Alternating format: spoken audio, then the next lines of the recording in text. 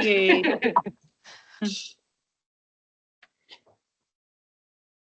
You can hear us, Chicky?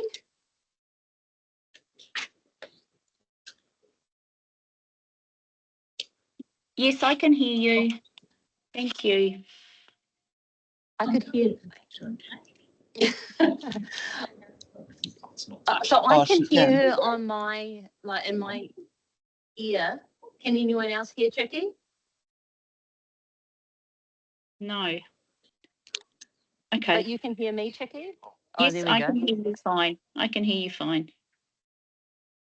And I'll just speak. Is that echoing?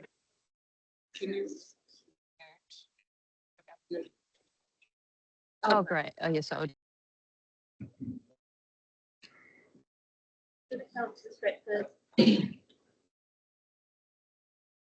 Kia ora, I'll listen in as long as I can. I'm a bit the same. I've got to head off at about 10:45, so. You have a full room there, Felicity. Yes, no, they're all here to see you as well, Kelly. Okay, I'll turn my camera off.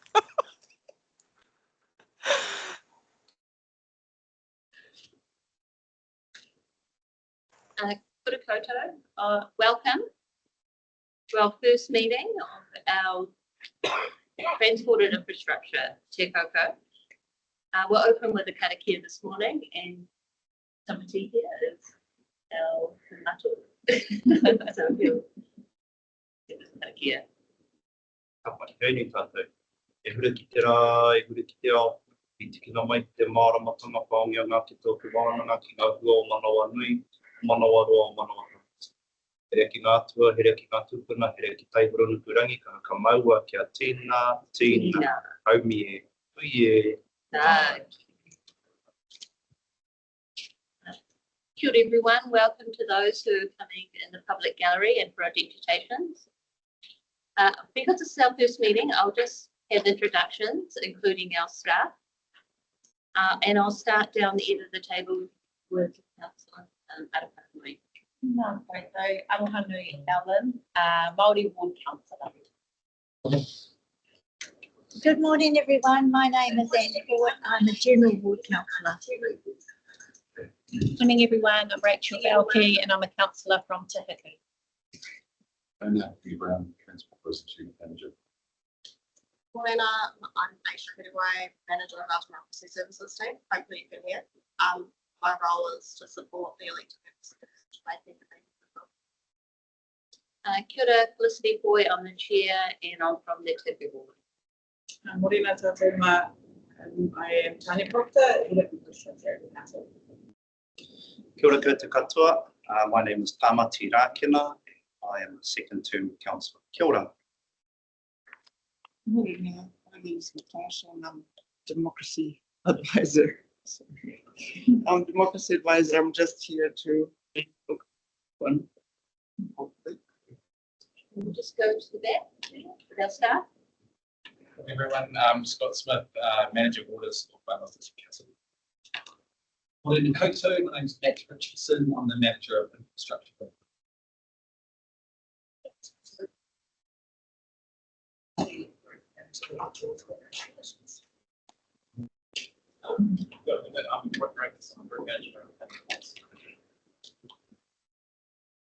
And just to note that our Mayor Moko and our CEO are at prior meetings, so they'll be here imminently.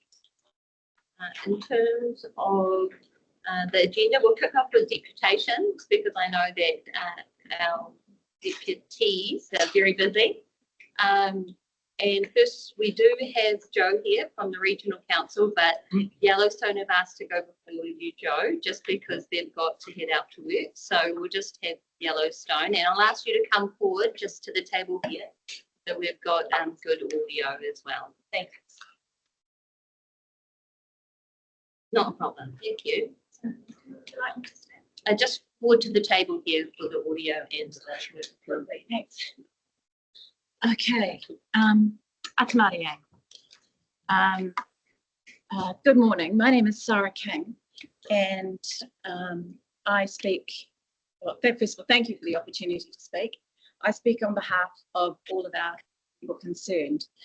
We are residents of Pukepoto Road, and we're here because because of the ongoing flooding of the Pukepoto Road Bridge. And this is having a serious impact on many of our lives. The Waihau Valley is a really large catchment area. All the water comes down through the valley and passes right over our bridge. This is why it floods every time we get a decent rainfall, not just in storms. Our bridge is less than 2 meters above the riverbed, and this is not a new issue. The bridge has been flooding for many years. Prior to and from 2020, we have repeatedly raised concerns. Since April 2025 alone, the bridge has flooded 35 times.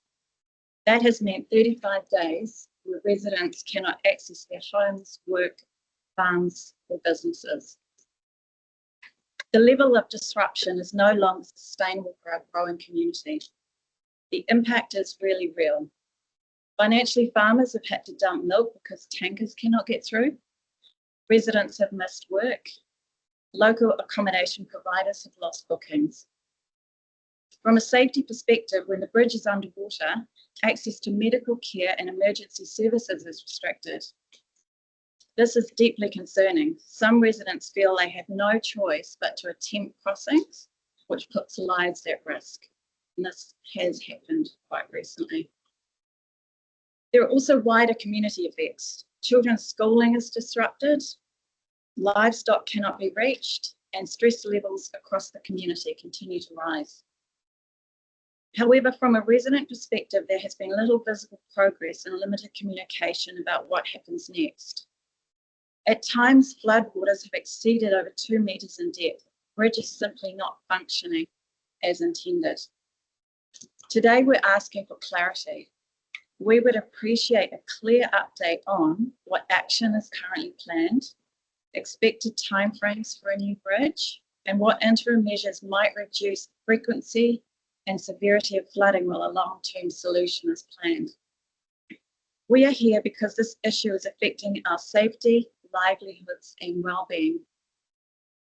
We want to work with the council towards a practical and lasting solution. We're aware that there have been new signs put in place and some minor works are underway. However, this does not and will not resolve the main issue of the flooding due to the volume of water and the size of the catchment area.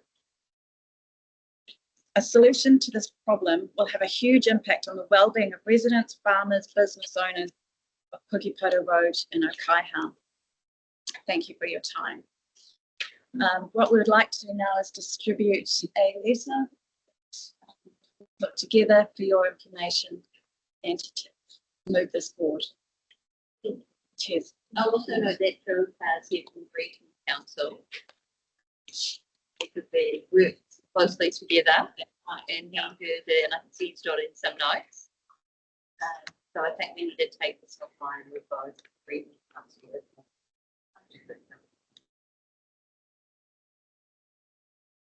Can Joe get one of those?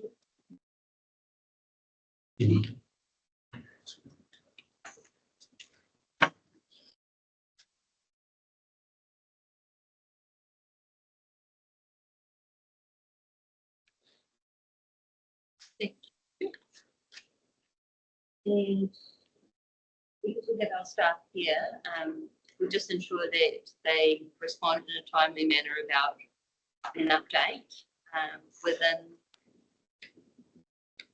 the next week. Is that within a week? Is that okay to respond? Thank you. That's up to you. I mean, it'll be a very entertaining meeting, I'm sure, but you're welcome to share on the rest of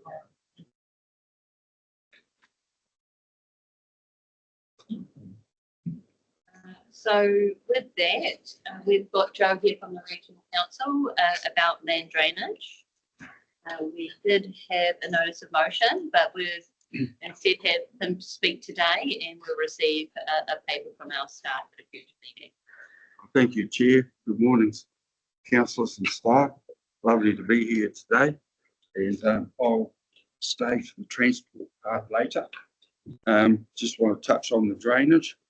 Is the spent a day in the far north just going over drainage and flood protection infrastructure, and I'm sad to report, I think that both councils have dropped the ball a bit, in that the vegetation build up on the Awanui River, which is NRC's responsibility, is significant.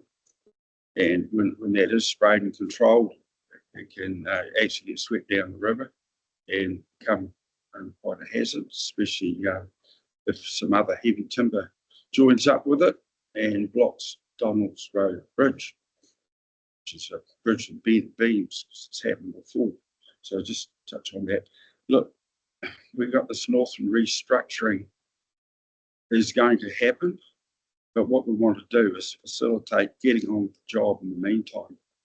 Okay, and really this vegetation control and drain maintenance and NRC's channel maintenance really wants to happen together because they're all integrated.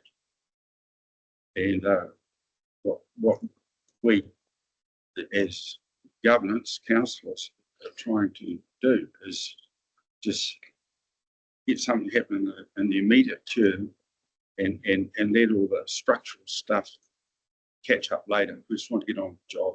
There's budgets there that aren't being used in both councils. We have surpluses. I'm not sure the state of yours, but I think between the two councils we could employ some competency to oversee this and get it to happen. So I just want, and I don't want to wait for months. We've got good support in our council, around our councillors to do this, and it's in the direction what the government wants us to go to. So that's I'll touch on another matter in a minute. But just is there any questions to what I've just said? Any suggestions of how we can do it? Because we're in a deputation, we can have questions from our clients, but also I'll just get our staff to respond in the first instance. If you'd like to comment, because our CEO is. Thank you, Madam Chair. Is it for the consenting part in particular? No, I think what we've got to do is suspend the consenting part. We've had a direction from government that got to 2030 and telling us not to promulgate any plan changes and consents. Personally, I've had written notice sent to me that saying that there's a moratorium. So we can. There is a real issue with this consenting business, and the NRC has in its plan proviso that where Indigenous wetland species established in drains, they become wetlands. And if a council's negligent in a drainage district, not cleaning its drains, and that rule prevails, I think there's a legal risk to the council that they've exacerbated the situation. So it's a real risk. It's a stupid rule, and it's one of these rules that we hope the government's going to sort out, but it does exist. And the idea of getting ecologists to walk up drains because they haven't been cleared and you've had Indigenous wetland species colonised in them, which they will, is risible, really. And I think it's unreasonable. So your management plan aside, we know there's a job needs doing. I was up there this week and seriously, there's drains that should have been looked at a couple of years ago. Significant drains affecting people paying massive rates, and we'd just like to get on with the job. And what we're doing, we acknowledge that we looked around our own infrastructure, NRC's infrastructure, and we're not blameless there either. So you know, it's tata. What can we do together, and let all the structural stuff, Northland-wide stuff, happen at its pace. But let's just get the operational stuff to go I'll just get them to respond about the operation. Through the chair. So there are a number of things that we are aware of with the wetlands and the potential legal implications of those areas drains being determined as wetlands. We've put a fair amount of work into getting those drains up to scratch. We'll have go back to our contractors through our staff and confirm exactly what has been done. We do have a 3-year spray contract in place now, which what we found was that the short terms of those contracts was very stop-start, and by the time we got a sprayer out there again, we'd either missed the season or it hadn't been done. So the 3-year contract has certainly been very helpful to us to ensure those are done, but we'll double check the progress of those. What you might find is a useful thing is if you can actually get them advance some of the work, because you've got a backlog, you know, on average over 3 years, they can actually get reward for getting a big chunk done, and that would be good. So yeah, and the other thing I'd like to comment on, and it's come out of left field, the deputation regarding a bridge across Pukepoto Road. That's quite a high risk bridge, and that there's quite a lot of tourist traffic going on that bridge that have got no local knowledge. The water can be 2 metres deep over that bridge going at pace, and it's surprising we have had fatalities there. And I'm not a roading engineer, but I'd be surprised if you couldn't get a precast bridge across that 20-metre bridge probably for maybe $300,000 to $400,000.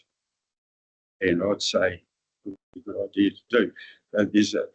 There's a lodge up there that is providing accommodation to a lot of the cycle track people. And if we have a nationwide news, cycle track visitors drowned on this bridge and blah, blah, blah. Not good stuff. I'd say that would be something that I'd try to get done. It's pretty important.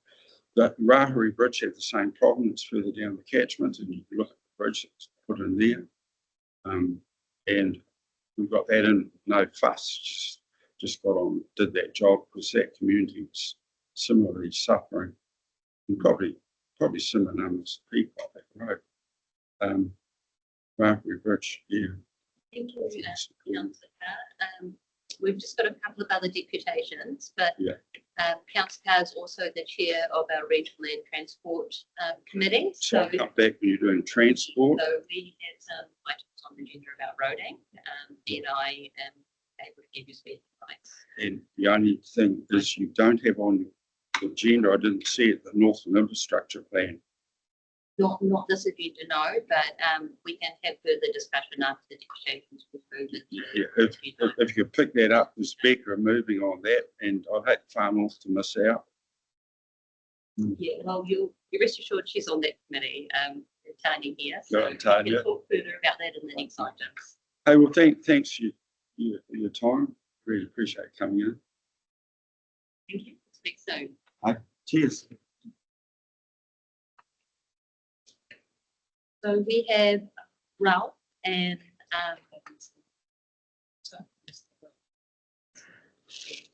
Philip Wayne is next, I've been told. So Philip? Good morning.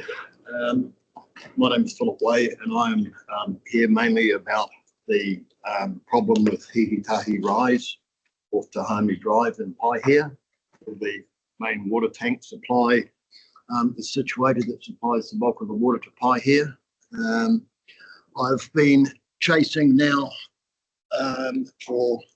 since end of last year a copy of the report that was done by WSP regarding the slippage there in the roading. I originally spoke with Kelly Stratford when she was Deputy Mayor. They got investigations done with test bores and drillings for reports to be done. Now, I have not had a copy of that report that I've been requesting. I spoke with Mayor Moko couple of weeks ago there, and he said that he spoke to people for the report to be forwarded to me. I've spoken with Andy Brown the other day, etc., and he mentioned something about legal team. Now, I'm a ratepayer on the property up there, and I represent about the people down the street to try to find out what's happening. And it's a bit like, for some reason, that no one is prepared to release this report to me. I believe there was 2 options sent forward in the report from people that I know, but at present I've still had nothing. And I want to find out exactly what's happening and when it's going to happen. This has been over 3 years. If that water tank goes and slips, it means everyone down the street will have no access. Pai here will have a major problem for water. And I believe that the road has to be stabilised to support the water tank, because if the road goes, the water tank's up here and it goes down. Here is a current picture that you can pass around for everyone to have a look at, showing that that water tank is on a lean. And it holds, I don't know how many 1,000 or million litres of water.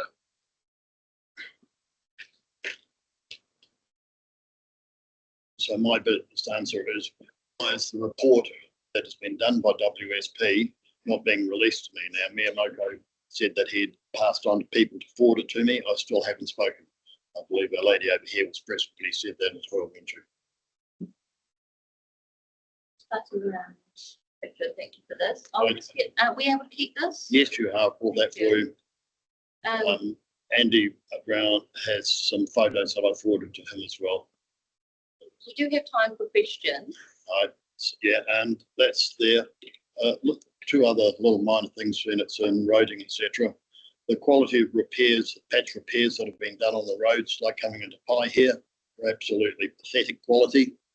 We've got tarmac seal coming in there, and they're putting like a chip seal patch over there. The one they just did last night on Dahomey Drive there, they did there where one part meets the other, they repaired, and it's like a hollow instead of having something nice and smooth. I think someone needs to chase them up that they actually do some quality repairs and not rubbish ones. Is it on the state highway or not? Yeah, state highway, I guess, classified. Thought Hogan are doing the repairs, but you know, if you'd go from one transition to the other, you don't expect it to be done on a new repair.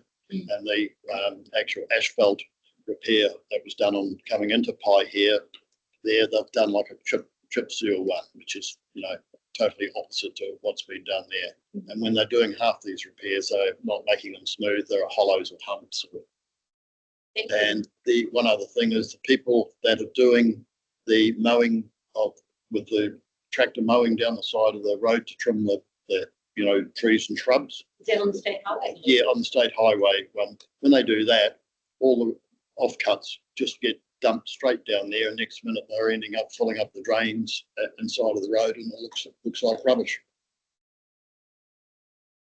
Thank you. That's all I've got to say, and I just want to find out is when I'm going to be able to get a copy of this report that I've been promised. We have Councillor Stratford online, just like to your. Yep, I've got a question. So kia ora, Philip. Sorry, I'm not there in person, but you would like to see the report so that you can have so that you can have a look at what the options are that council are being considered, and be able to come and talk to us again about what we should do so that it can be priced and to go in the long-term plan. Is that right? Well, it's for that and everyone else down the street. Yes. Because I mean, we worked well together, and you were very good at getting things moving forward, but it seems to come to a standstill. I just can't, and myself and the other people cannot understand why there is such a problem of this report being released, to be able to have a look to see what options are coming up and when it's going to start to move forward, because as you're aware, it's been a very long time since this first started. Thank you, Philip. I won't get our staff to respond now because it appears that I understand that. Departments that need to give a response. But again, I'll ask them to respond within a week. Yeah, a week, fortnight. Used to waiting. The staff member, Andy, you've already been given one of the roles, but you have been with this conference. take on that responsibility. I'll also note to our staff that as governance, we're supposed to be given risk aspects. We've seen what's happened in Mount Maunganui. So if there are slippage hazards that for our district, that as governance, we should be made aware of that. As you see by the photo I provided of the water tank, it's just an obvious look at it. It's not straight, it's an angle. So it's definitely needs support. So the tank's up here, the road's down here. You've got to support this so that doesn't, if that goes, the tank could go. Thank you for taking the time. All right, thank you. And our staff will be in response within a week. I'm sure Health District will also be working. All right, thank you. So further to that, Rob is next. And If possible, request that Judy first. Yes. Not a problem. Welcome. Yes. I might feel like Trudy. That's about you, everyone. Welcome. I just want to see who's online. Our CEO, Brian. Sorry, I'm late. What is it?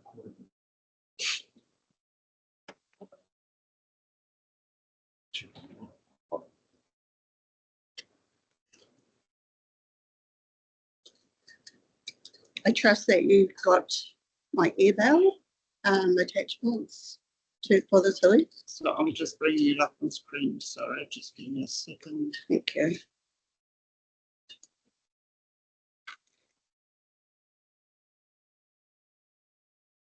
Today, Andreas and myself, we represent the Taipa Wastewater Treatment Plant, Ngā Hapu and community in our working group. We want to raise 3 points today. Sorry, Trudy, are you just able to speak up a little bit? We've got quite poor audio. Ka pai. We've got today, we've got 3 points that we want to highlight, I'll say. But before we do, there were minutes I sent through, which were recent minutes, January and February minutes. In those minutes, I sort of wanted to give you a timeline of what has been happening. So, number one, desludging in our plant. This has not occurred. In 2024, we raised this issue. We're now 2026. And I must remind everyone at this table, and I looked up who was coming in here. There's more than 8 council members represented here that were at the Taipa strategic meeting where we had an in-depth conversation about timelines and the importance of the desludge to our EC trial outcomes. So that's number one. I'm just letting you know, desludging has not happened. And we are still waiting. Number 2, financial approvals. We are finding this very difficult on our table to get something that's been approved in principle to us, and then a simple PO number has not been approved. And I'll hand this over to Andreas, because this is the part where it minimalizes us at our table to go forward with the trial. So yeah, it's extremely frustrating, especially in Taipa and in Ravene, if we have funds from the Better Off funds designed to these 2 projects, and we needed an amendment or a variation to increase for installation and needed a little bit more money. And we raised that in the beginning of December.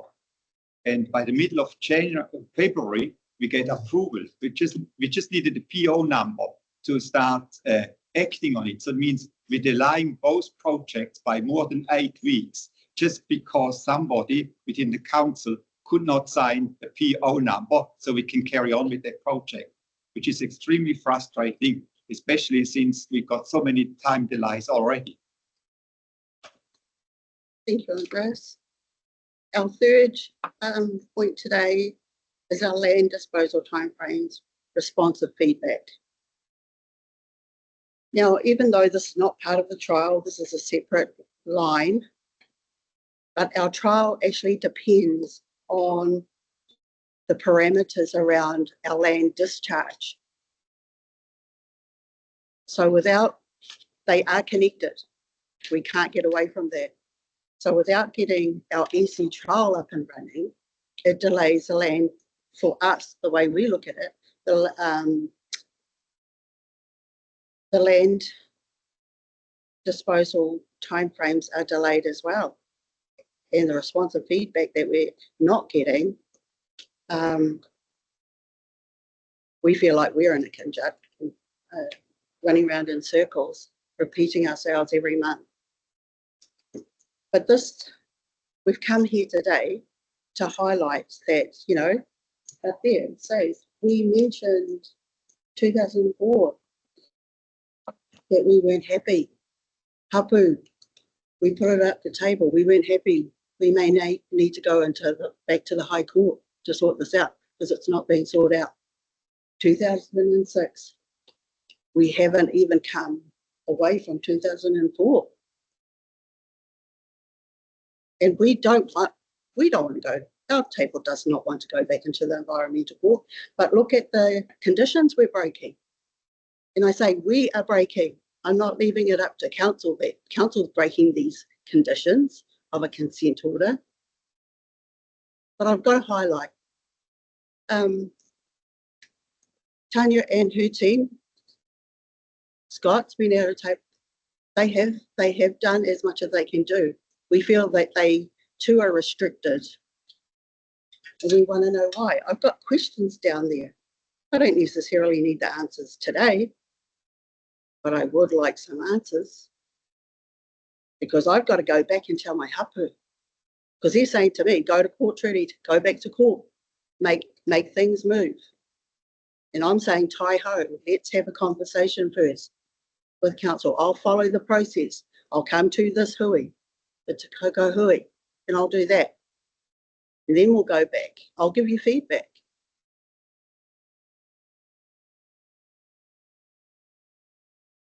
You know, and for our next steps, I didn't want to come here and make it all doom and gloom because there are positive things that have happened through our time on our working group. And I wanted to share the wins as well that we had and have had. And we understand there are limitations and obstructions within council. You know, people leave, new people come in. Therefore, I guess the passion behind doing what we do at our table for ourselves, we've got to restart and reignite that passion with everyone who comes to our table. And in saying that, after this meeting and the outcome of what we get from this, in between that, there'll be another cultural induction date set because we are dealing with all new people who don't understand where hapu and community are coming from. We showed that to the back in 2021. We showed the actual effects. We showed the councillors, the experts who came to our sites. They saw our urupa of our kaimawana, because that's what it was. Our beach is now our kaimawana's urupa. And you guys haven't seen that. And that's what we know, that's what we feel.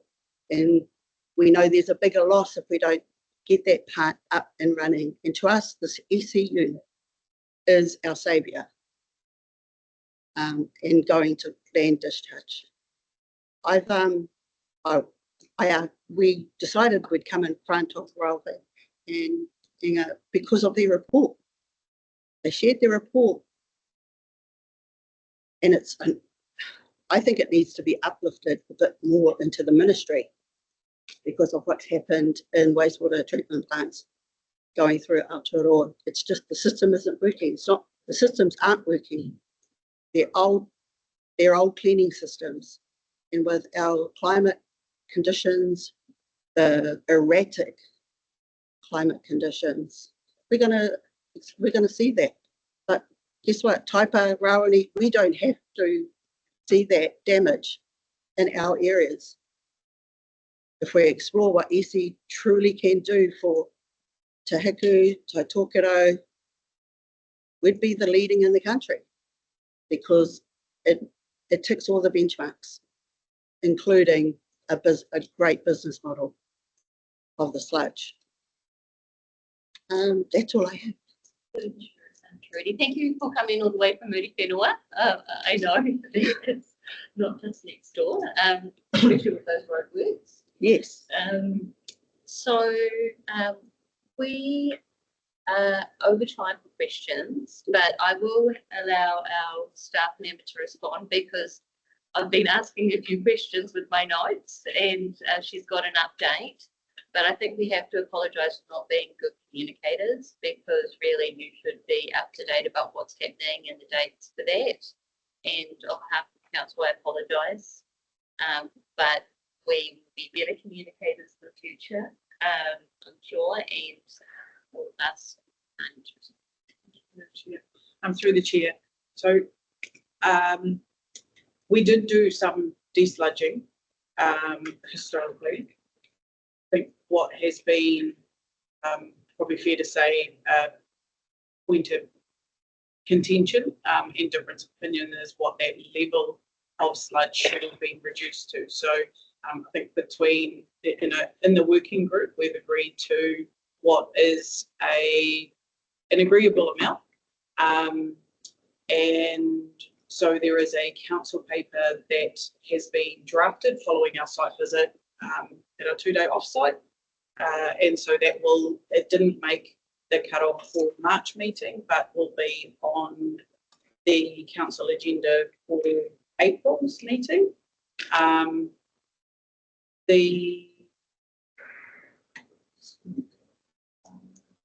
Discharge to land. So we've confirmed condition as to what happens here. I think there's been lots of communication, but to be fair to the group and Trudy, some of those delays are the frustration, not necessarily that we're not relaying that there are delays. And so discharge to land has been committed to in accordance with the consent condition, and that is progressing to get an agreeable pace at the moment. And then we will be back to council again for the purchase. Also, council delegation is required for the purchase of any land, and so that will be a council paper as well at the appropriate time for consideration.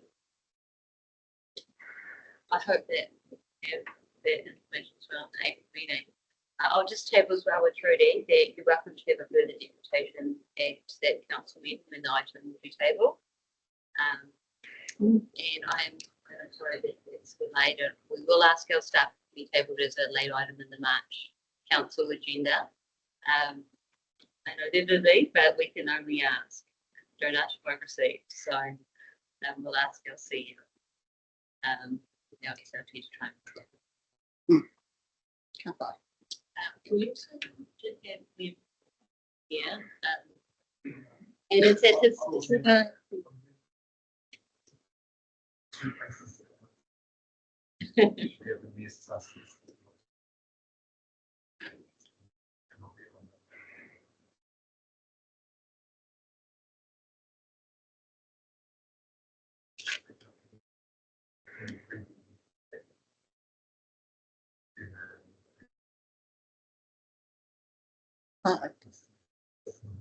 Yeah.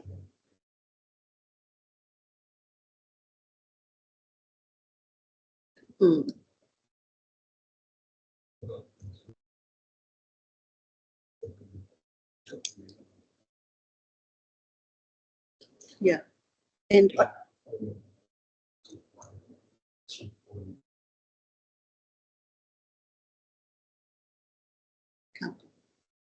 just want to add one more thing. Our next steps, and this is at the hapu level, we will be doing TV presentations of where we are and where we've come from. I'd like to extend an invite when the time comes to have council representative, because we want to project this as a positive thing and show the rest of the country that we are doing it. No. Thank you. So our last deputation of morning from Rolf Van Inger. I missed you from the hearings from the district plan, so it's good that you can hear another council meeting. And I'm fortunate that it is quiet today. The bridges are off after my serious request to the management. Okay, great. So we can hear each other. However, we won't talk ourselves. We will let Darlene Tana talk for us about her report. Tēnā rā tātou katoa. Pauerua te maunga, ko waitangi te aura, ko matakawa me ngā tirahiri ngā hapū, he moko puni te taita whenau a hau, he mihi kauana kia koukou. Carbon Neutral Trust, themselves very fervent in their desire to support the regeneration of our taiao. I commissioned myself to review a technology, electrocoagulation, of which many of you are familiar, last year. And so, he tākoha tēnei. This is an offering from Carbon Neutral Trust to the council. It is actually a technical review of electrocoagulation. My background is actually, my first degree is a Bachelor of Chemical Technology from Massey University, some decades ago now, combined with business, but they wanted more than just a technical review of the technology and its capability. They also wanted to be able to review it within the ecosystem of how do we make decisions here in Aotearoa about waste management, looking at financial considerations, we're looking at engineering paradigms, we're looking at policy decisions and all of those influences that we've had to date. I understand you've received a copy of a and I'm just going to share. Well, I do have quick hard copies here that would help facilitate answers. Now, I'm not observing within the rule of 3 minutes this slide. We're going to fly through because I know we can. I do have some extra copies.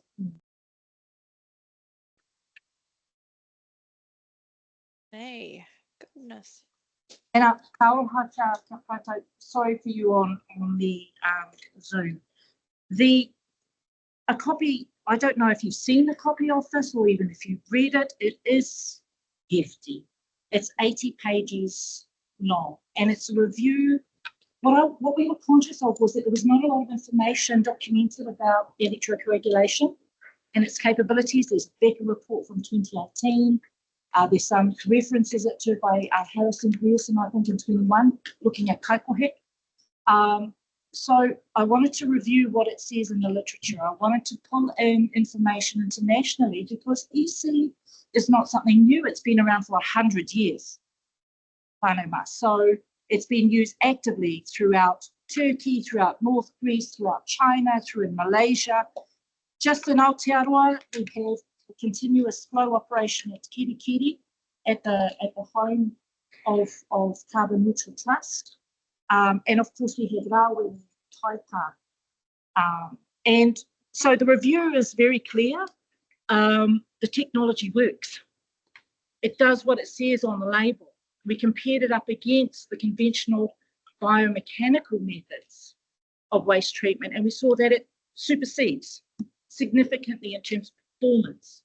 It supersedes significantly in terms of costs, both CapEx and OpEx. And it supersedes in terms of aligning with cultural expectations around mauri o te wai, mana o te wai. Now, a little note here, whānau mā, and this is also highlighted by scientists working from the Crown side, confirming that It doesn't matter how well you treat sewage, human effluent waste, it will never be good enough to put into wai from a Te Ao Māori perspective. EC is the first technology where we start to see the ability actually to remove it from the wai, because we're going to recover the resource. It treats it electrically, splits it into two effective streams, one which is, well, the water stream, which is so clean, if I wasn't Māori, I might drink it, all right?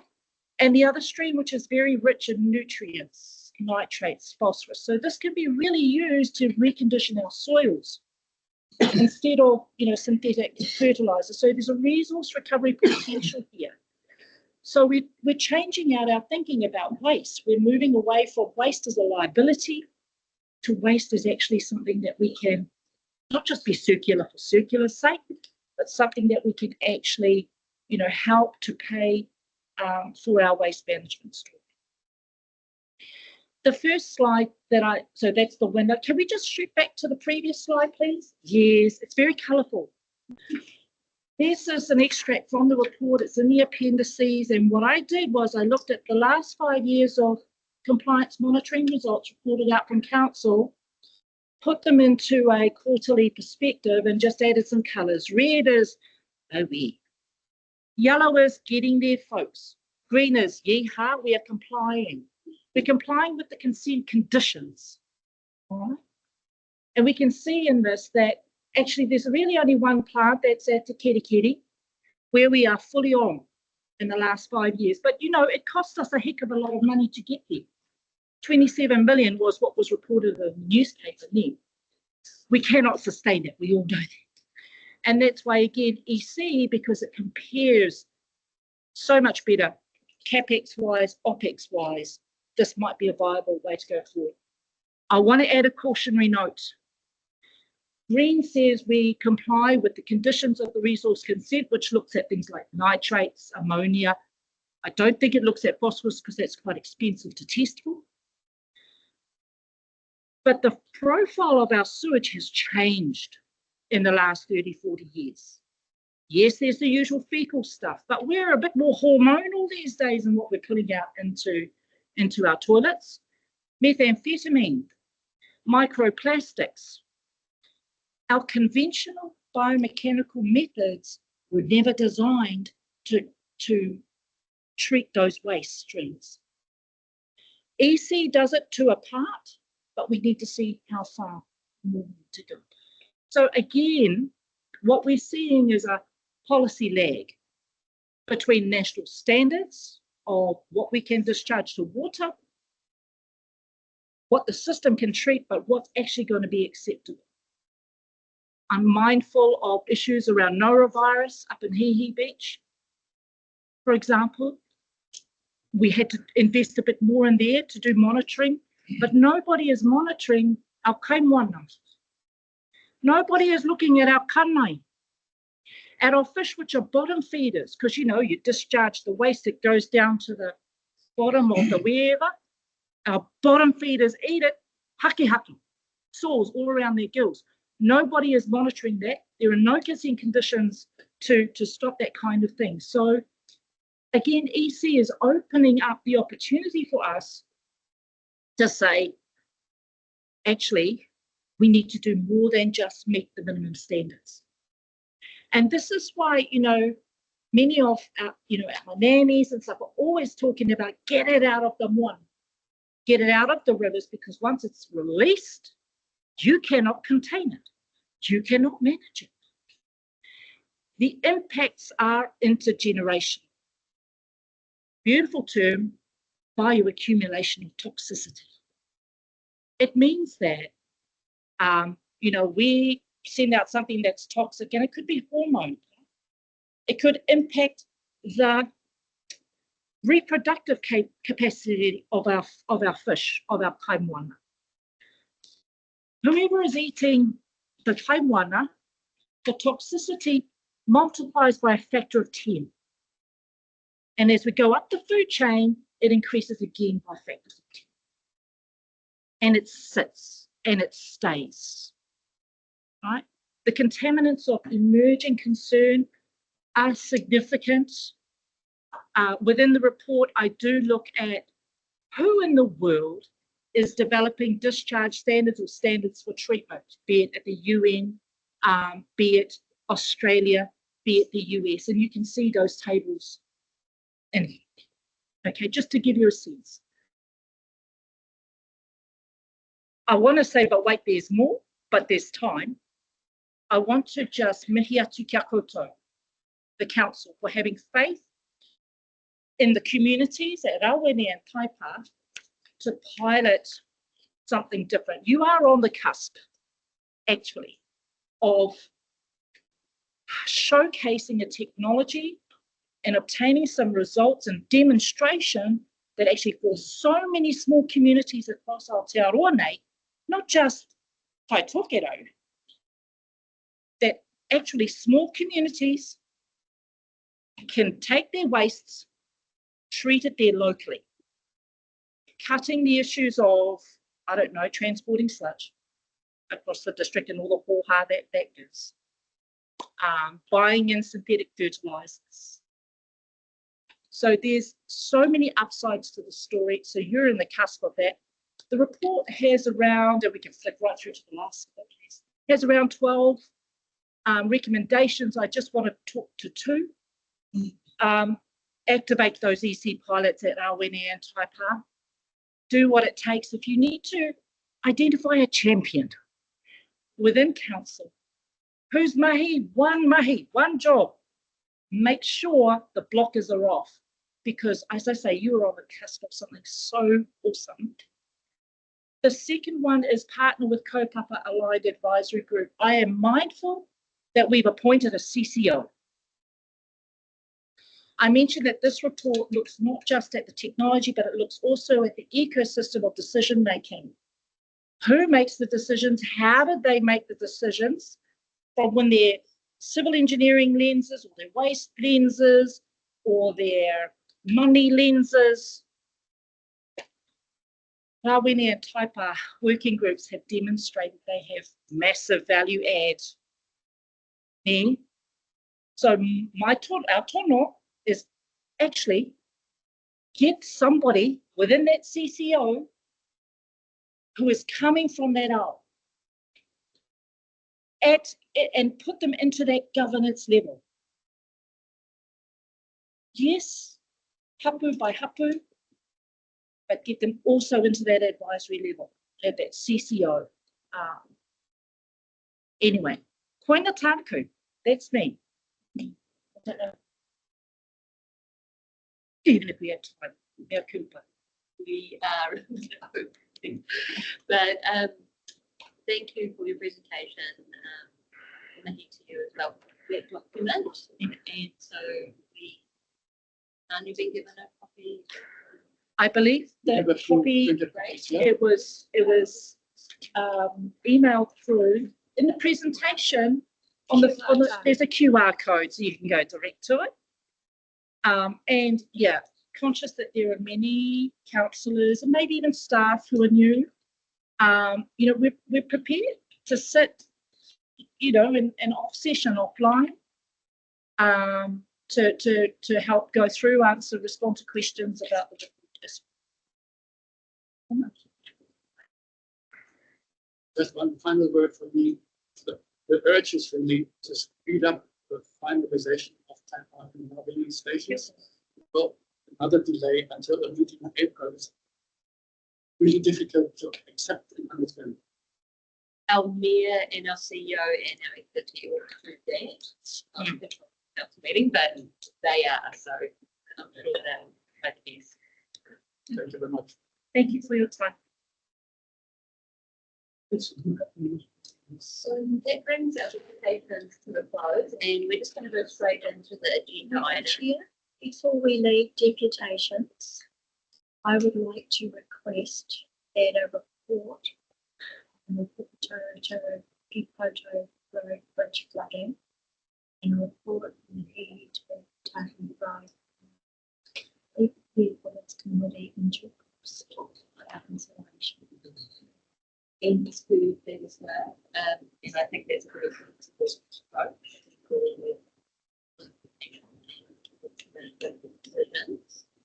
So I'll leave that with Andy to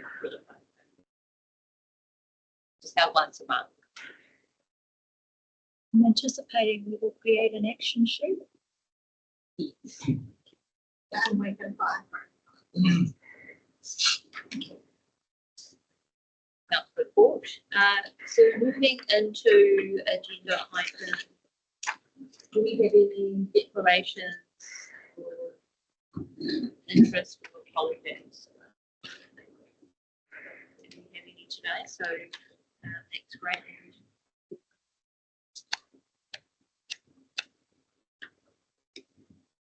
And so I just also wanted to note that we will be discussing further items in here. So in the public part of the agenda, I'll just disclose those now. They aren't on the agenda in the PX, but the items that we'll be discussing are the city care contract, the Kirikiri CBD ring road, and Kyle Water. So quite a few items that updates sometimes. So I will be discussing those in PX because they do have matters to commercial elements, so that we can't just we'll just move into the two items that are in the public agenda, being Wakaiho traffic calming. Do we have a move for that? No.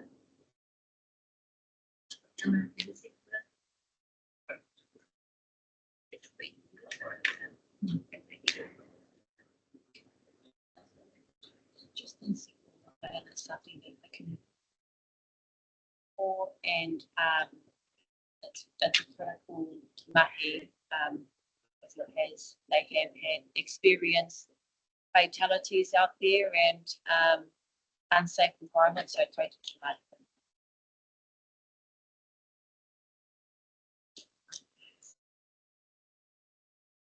Suffered considerably.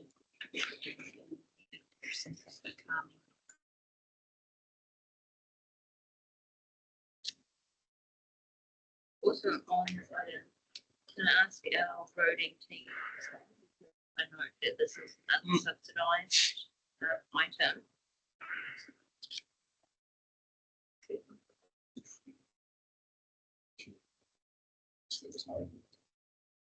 There's no government group as so I think it's probably quite agree 100%. It's well, I mean, especially if it's been over what the budget is. It's been on. So back to the Did have a further question about the subsidy. If the work was done now with unsubsidized content, they could talk about the regional principle money. We can get subsidy. What do you can be response to that? Because you can see the agree with that.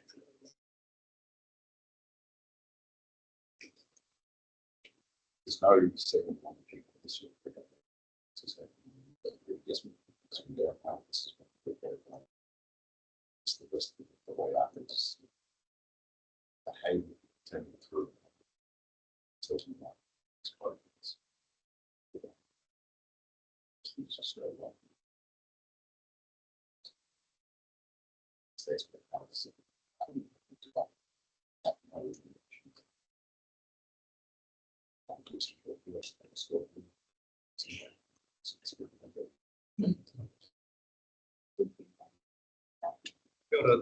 you, Chair. And just part-time around total for this as well, and the amount of time it's actually taken to get to this point. Just the other part that I think that we would like to see the detail cost breakdown for the installation management. We also had a lady come into our meeting at the end of last year who presented on a product that was cheaper, had a longer lifespan or more durable. And I know that you have asked back and after that meeting as well. I don't think you were there at that meeting. Well, I think apart from the cost breakdown is how do we monitor the sustainability and the success measures, whether it be a KPI, to look at this model as a foundation or as a template for other small rural townships, because Rawene was also, Rawene did have rubber speed bumps. Those are all gone now because they were just causing, well, the bolts in them were coming out of the ground, so the locals were actually putting them back, and then they were creating potholes either before or after in each side. So now they're gone. I raised that as well. So cost breakdown, the durability, sustainability, and the functions that we can use as a trial to implement these in our other rural communities. Yeah. So good, yeah. Our contractors came back and listed it as an option around pricing. Life cycle product, so the rubber bonds could last the $1,000. Still, a permanent concrete it's like $5,000. Still last to it's a no-brainer.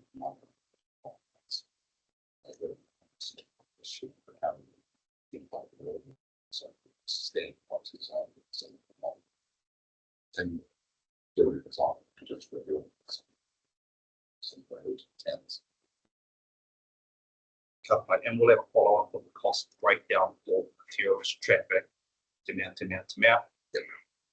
And then to what that will we receive as well through further report reporting, whether it be over the next annual period or over the next triennium, updates on how this is going for that community. Yeah, all good to put in place, all good to look at 25 years. So 22 years, sorry. So $22,000 that'll last for 20 years. So we need to know how that's tracking along. Just around the concrete speed bumps. We be making the minimum probably has to put a couple of white arrows leading up each way, but it's not very visible, and we know when people hit those things at pace because there's just not enough actual warning that there's a speed hump coming, and not one them there that's up more than the requirement, just visibility of those things, which acts as a deterrent anyway, might actually cause them to last longer when not.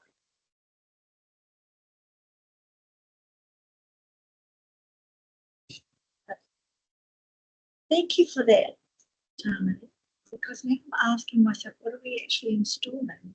So if I could just get some clarity on what we're actually installing. I just assume that would be rubber now. So maybe in bringing the secret and bringing investment the question is why I've seen the other ones in the country so I asked my contractors how to do progress. So I but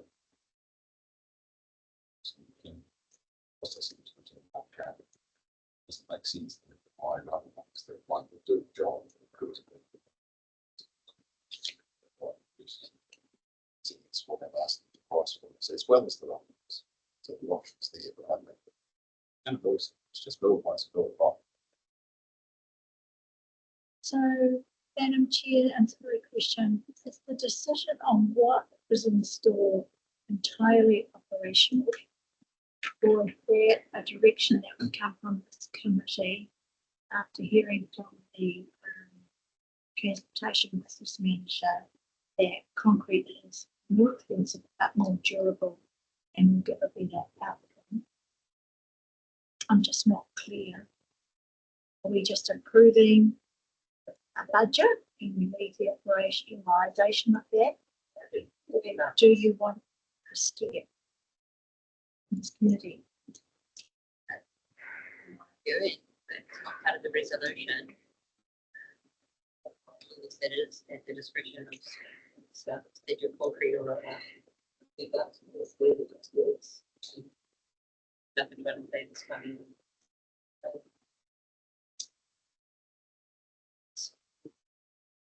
current resolution. Oops. Oops. Yeah.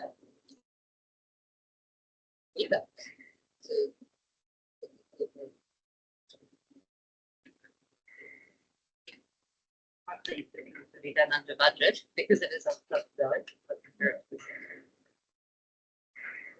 You're welcome to move.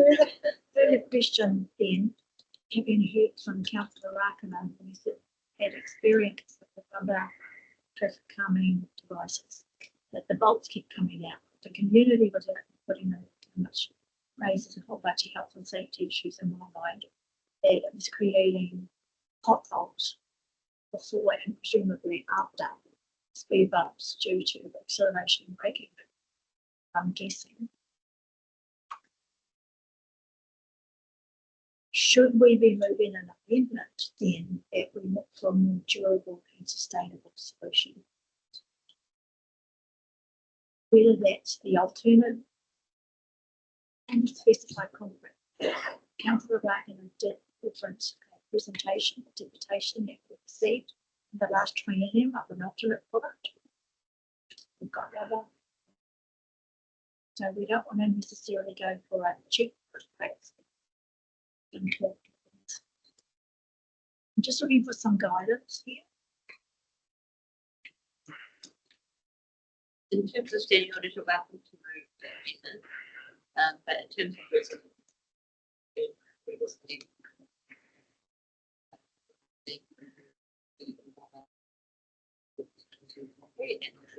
Back to us.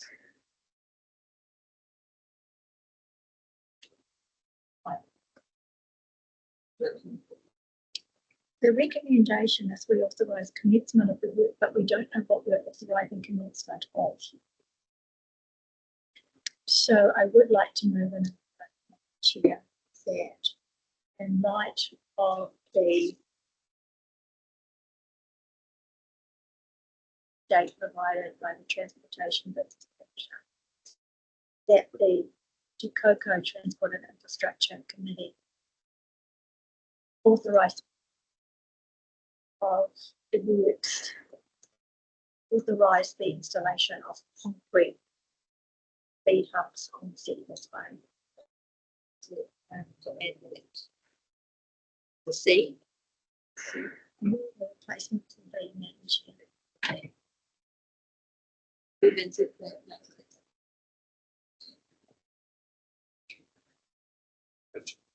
Councillor Rachel's. Councillor Balke, are you happy to change?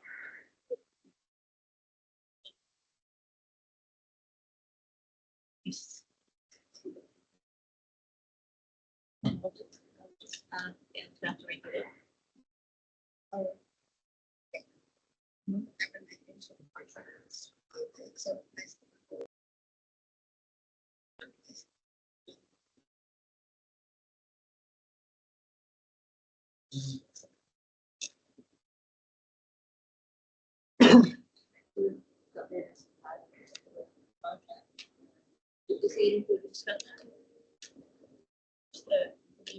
Just a question, and I know it's come once I get that this is what's happened, is from here, when does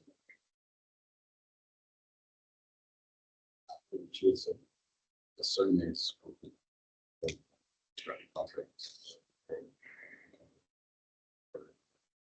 During the month, so that is the risk around the time. So that's constructing. Thank you. Yeah, I understand that there's a short time frame because we are now in dry season. It's the best time to do all our roading before the winter. But yeah, those concerns still remain around cost being what works. This is all beautiful. And you can understand that we're installing. Well, the idea in the original motion was to provide the commencement of work. It's just we have to understand because it's budgeted what are the specific works that are taking place.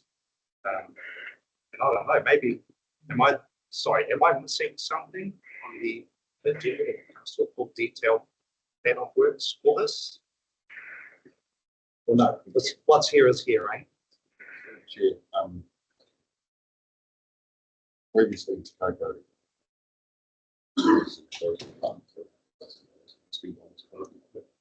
So the budget is it's not it's back in some budget it's fine.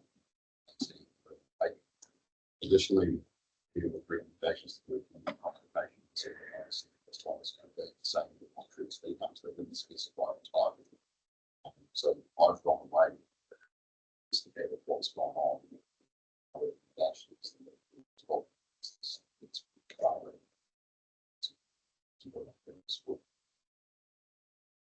Material so the original investigation. I'll take my understanding that it's wrong. So I'm so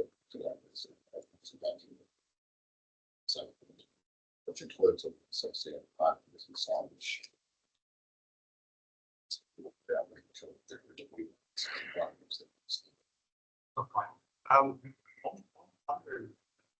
Chair, do we have a space that's like a smallest agenda item on here?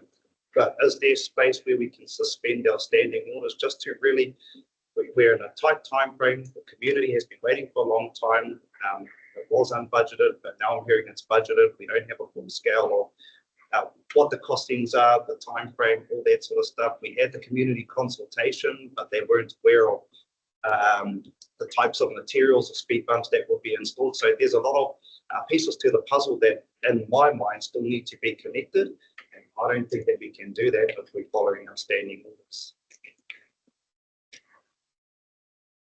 We've already had a mover and a seconder, and in terms of the agenda items, we've got quite a number of agenda items we need to get through within the this week. And then we do need to finish on time to have the state of the funds through. So we probably don't have a lot of time today, but what we can do is have Andy take this offline and have give some more detail about how that might be done. Operations do have delegation about how they build the road and how they build the speed bump. I guess that's why they are qualified in that area. But what I'm hearing is that the tremendous would just like some further information on that. So if we can take that offline later in the day in the lunch break or in the tea break, to get that quartered on, that would be appreciated. Because it sounds like to move the sector, I don't think it's matter, but what we want to do is maybe give some further details. Through the chair, Tamati, is it something that Anne and I can follow up with Andy through our folio and provide you, or have you, with us yes, when we go through that, or some liaison between our group, just so that I know what I'm saying to the community is And some time frames. Thank you. So move on to seconder. I'll move the motion. All in favour? Yes. So we'll move on to item 5.1, which is our only other item in public. And it is a transport report, a monthly report. I'm happy to move the resolutions that we received the report, but it's a good discussion item with our staff to get into the further detail that we'd like to know and understand. And also as part of this item, we have our chair of the Regional Land Transport Committee, who also are allowed to have speaking rights as well. And also I would like to encourage this to be a standard aspect where the councils work together. And then so we can all be aware of any issues that arise, because together we can achieve more. I will though caution that we are in a limited time, so we don't want to be speaking for too long. First and foremost, I've moved on to this. Andy is our roading manager. Are you able to speak to this? Yeah, you can speak a bit louder as well. Thank you. Yes, so this is my first road maintenance report. Come in with the factors and fire and seeing where we're at. Credit to Rob Junior, who's done making jobs to look after everything. That is a consolidation of the two monthly reports that we get from each contractors. We've tried to highlight the things that we do. So we managed to get the capital emergency works claim back on track. A period this week. And the biggest thing that's occurred in that time is the trial of the find and fix methodology. So the contractors are both now working on a find and fix methodology approach, which is quite different to what the original intent of the existing maintenance contracts is. So this is to get us to the full time on July, January and February. Can you explain what find and fix is? Because people listening online might be like, what's find and fix? In the past, we've gone out and just loaded what we call a dispatch as a commitment system, which is an terrain, as a week manager, and that dispatch just gets claimed all dispatches. Consideration program shift it away from that to go and we want to help and fix it right in the spot. Improves the response times. And how many find and fix trucks are there? Don't know. See the operations, but I know it's coming, but they're quite different. This is a trial. I understand it's got extreme success. It's about 2,500 holders have been filled in the last 4 months. It's been good as well, which is what seems to be this program of the last 7 years that we have.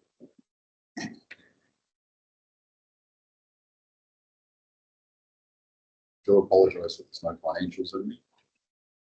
From upwards to finance, because side back about numbers. It's the finally started. I had something more precise for the meeting. This reconciling the journal accounts at the moment.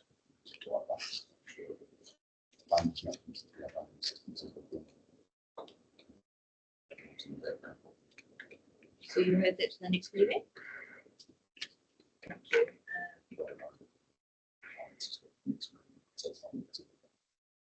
Types of activity from doing programs and drain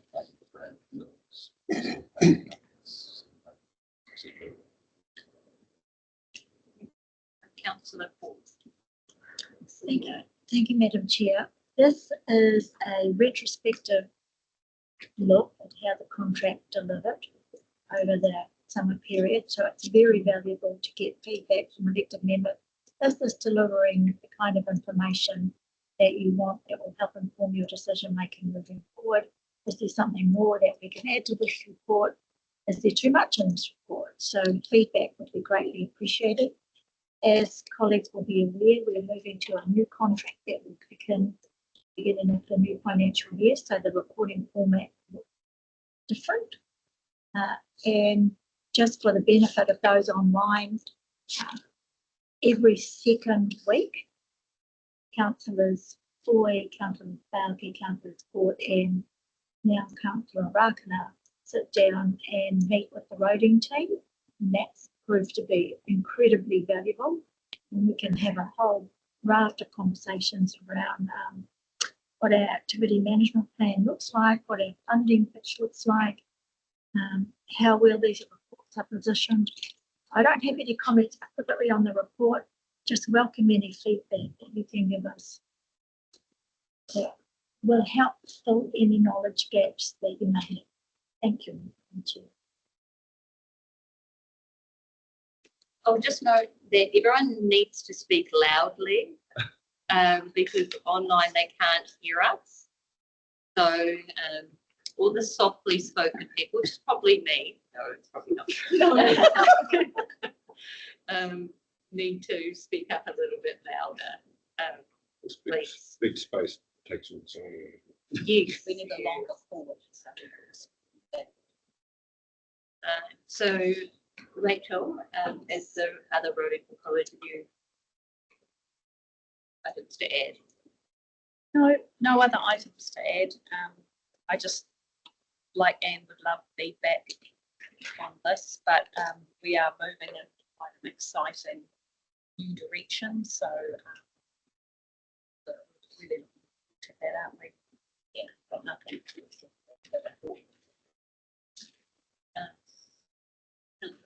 Kia ora.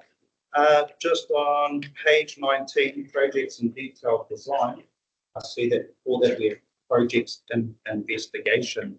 Can we have added to that if it's projects and not just roading bridges? Will we have the bridge at Waiho Valley, Pipito Road, added to that for our next discussion, whether it be an investigation or detailed design, and also adding to that the Otawa bridge at the corner of Greenwood and I think it's Otawa Road by the time it gets to there. It's not anything. That one floods by the 22nd. So, and the bus travels over there twice a day as well. 2 buses actually. The other one to add to that was on page 20, Waitangi Day. I want to maybe to all of the staff and governance actually who were involved in making that whole week a success. I have had a tremendous amount of feedback, actually a tremendous amount of feedback during that week and after the fact of how committed the whole of our organisation were towards ensuring that the week was safe for all of the hundreds and millions of people who ascended upon Waitangi, Paihia, and the whole of the Bay of Islands during that week. So I just really want to not go into too much detail, but maybe out to everyone who were present and how to set up all of the bollards, traffic management. It was safe. We did have the opening of the Haruru Falls Road reopening, rededication. That was a beautiful kaupapa where we had Mr. Jones, Minister Potaka, Minister Watts, and head of DIA. We had Bentia Kaimahi there as well. We had NRC, we Chair Pita Tipene, we had SLT at the kaupapa as well. So although it was a soft closure, there were some other measurements that we could have taken to ensure that better communications were put out there between ourselves, Bentia, the ministers, and possibly opening up the other road. But we got through the kaupapa. It was all good. Everything was safe. The ministers were very, very happy. And so I'll leave that there. And then I'll finish off with the Mangungu celebrations. Thank you. I think it was Kat Beaumont, the Roading Corridor Manager, who assisted the organisers of what the name of it was, but the Mangungu celebrations or commemorations to put together a business case for the roading management. Same thing again. Everything worked out smoothly. It was definitely a change up from 2025 when we had the commemorations where the whole of the road was just blocked up. Cars were bumping into each other. We had a bus that was trapped. It was an absolute nightmare. So you really see the difference when our organisations, we work with our communities and our community leaders. But the statement still remains there. Sealing of that last bit between the Mangungu Mission House and the bridge or the Horeke, where the Horeke school is. So I'll leave that there on the table. Kia ora mai tata.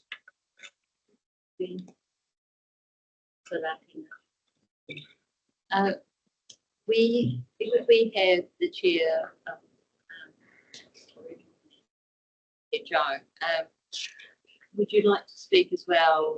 Yeah. I know that Councillor Port and Councillor Valpy also attend, but on behalf of Northland in general, it's a big job to do. Thank you for your service. Would you like to give us any updates? Yeah, so try to stick to real high levels.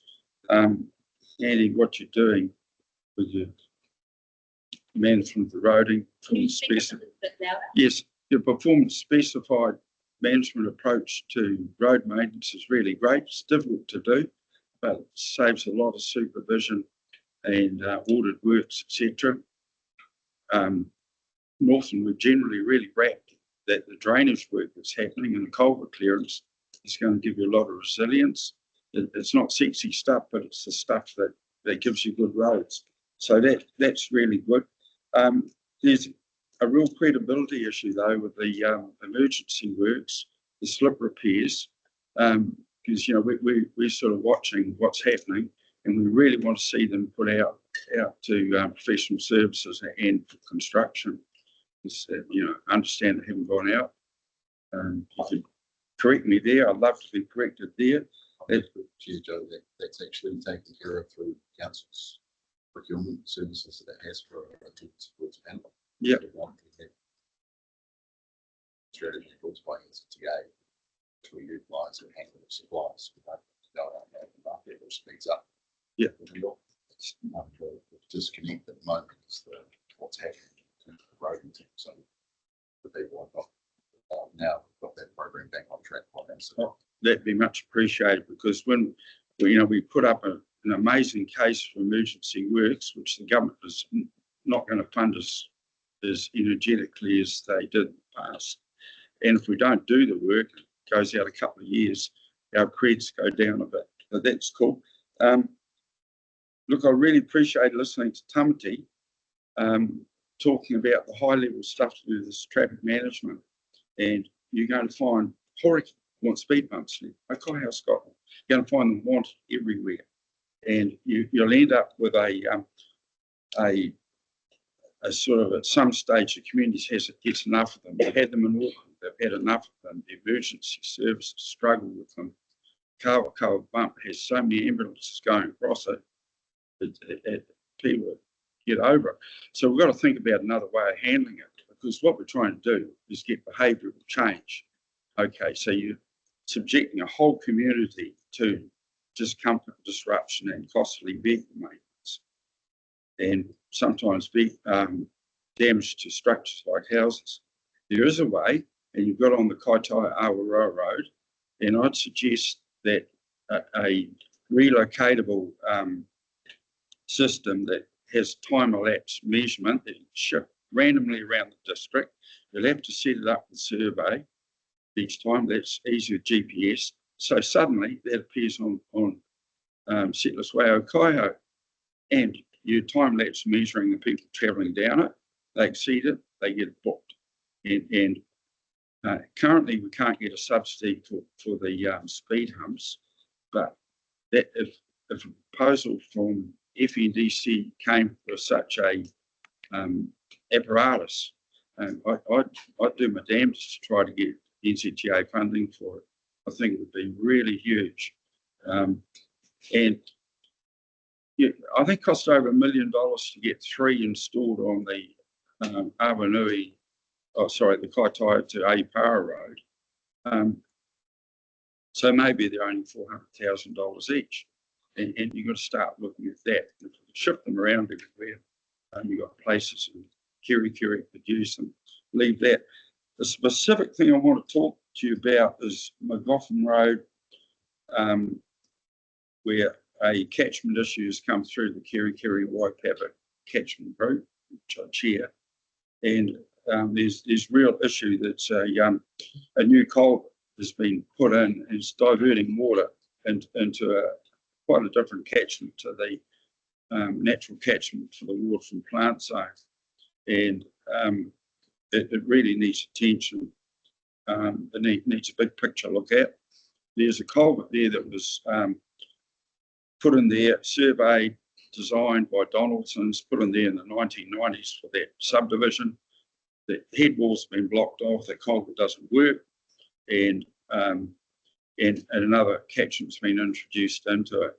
And this is just something that I just think if I could get FNDC staff, professional staff together, maybe be a contractor, just get out on the site, local rep there, and get on the site and say, how do we get this sorted? Because at the moment it's pretty non-compliant. Yeah. So that's pretty well me. I'm really open to any questions you've got. And I suppose the only real global comment I've got to make is, look, we're back to a regional administration for roading. The districts are really comfortable in the progress they're making individually, but the government's sending us down that track again. We've got 3 different styles of road maintenance contract, and I've got to say I like what FNDC is doing, really do. I think you're going in a good direction, and it's quite different to Whangarei and Kaipara, and it's back to the past. How we get to there, we really want to work on that one, because we don't want to suddenly find we've got a restructured north and something doesn't work. So it's something that the Regional Transport Committee want a workshop with all the roading managers who welcome to sit at the table, always have at our Transport Committee, and we really want a really good way forward there. Yeah. Questions? Thank you, Councillor. We input on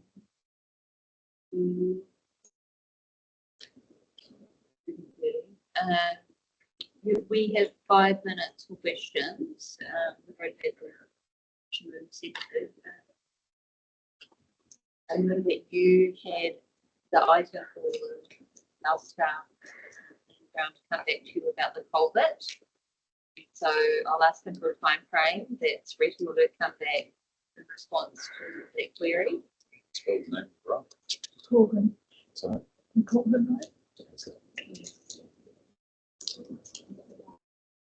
Yeah.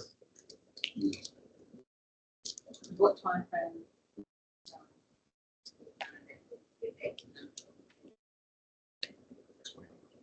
1 week or 2 weeks? 1 week. Okay, that's great response. Thanks, Andy. Yeah. Cheers. And do we have any other questions from any of us to Councillor Khan? Thank you for coming today. Parting shot, you've got a really high funding assistance ratio up here. They're all under challenge at the moment.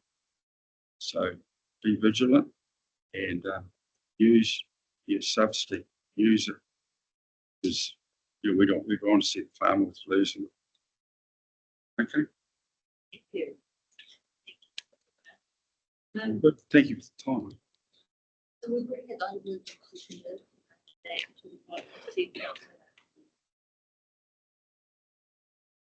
all in favour? Aye. Yes. Okay. So that's our only items in the public agenda.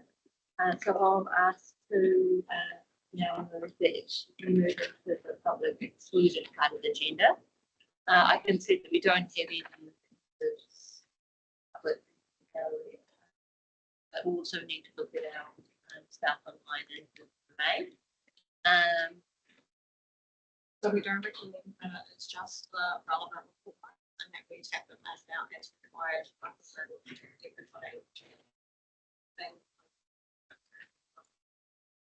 So those online, I'm not sure if you heard that. Only if you are a staff member about the item that we are debating, are you to remain online. So I'll ask Aisha and Tasha as our governance ladies to assist us with that. So I will move that we move the public exclusion to the seconder. Belky, thank you. All in favour? Yes.